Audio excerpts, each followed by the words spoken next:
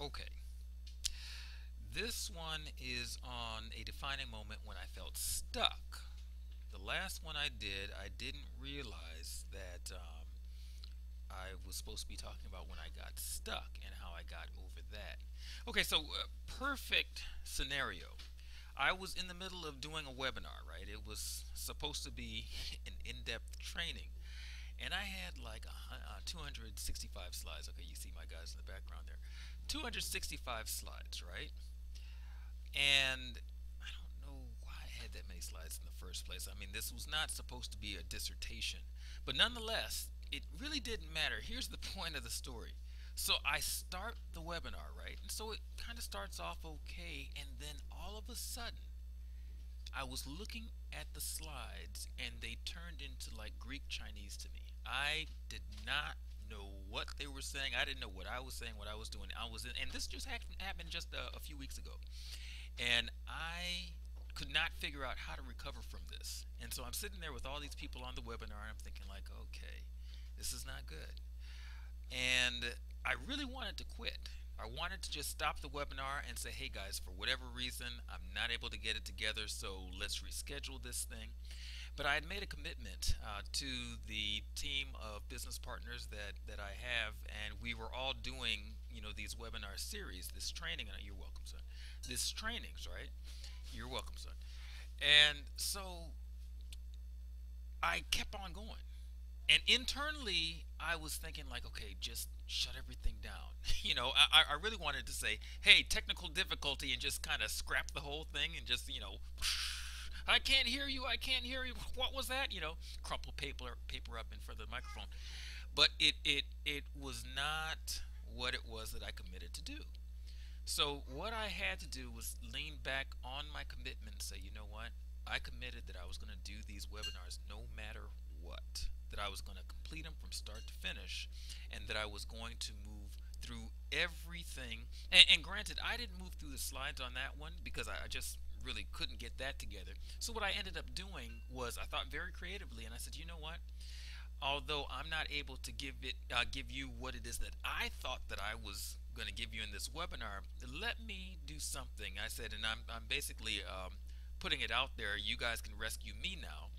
Uh, Ask me what it is that you want to know, and let's kind of go from there. Because at the very least, you can get off of the webinar having your questions answered. So that's how I turned that around. I did make it about me.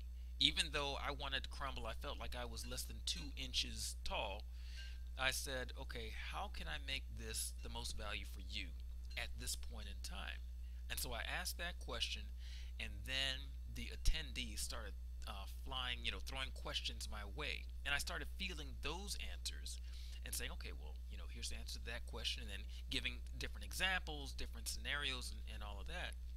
And by the time it was finished, I went through the whole thing, went through my call to action and everything, and finished the webinar. And quite frankly, the webinar was a massive success just because I took the time to say, okay, you know what? I kind of botched it, but, you know, I want to give you what it is that you need here in this webinar. So tell me what that is.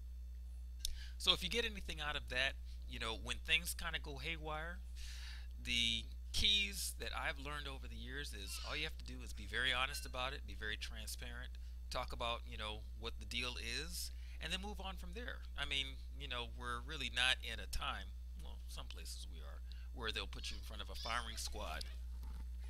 Okay, it's my 1 year old. I think he just fell. All right, so I'm going to cut this short because I got to give him what he needs. But there you have it.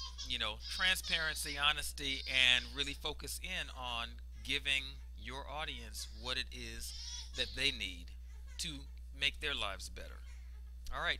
If you're wondering what it is that we're doing with this video challenge, because you're probably seeing quite a few people putting out these video challenges, and getting out there, out of their comfort zones, talking to total strangers, an audience that we're building like on the fly, and you want to know how to do this, you want to know how to take the relevancy in your life and to expand your world, to make your world a better place, why don't you go ahead and click on the link that you see and get involved in this video challenge? It's not too late. You can get in there, stretch your, broaden your own horizons, and stretch yourself. And it's a lot of fun, and you get to know a lot of great people, and a lot of great people get to know you. And who knows, it could even turn into a great business deal for you. So go ahead, click the link below, and join our video challenge. This is Jason Hodge, keeping it real. Oh, by the way, I think this is day number 3. Yeah, I did day number 3 twice because the first one I was totally on a different page. So there you have it. All right, keeping it real. See you later.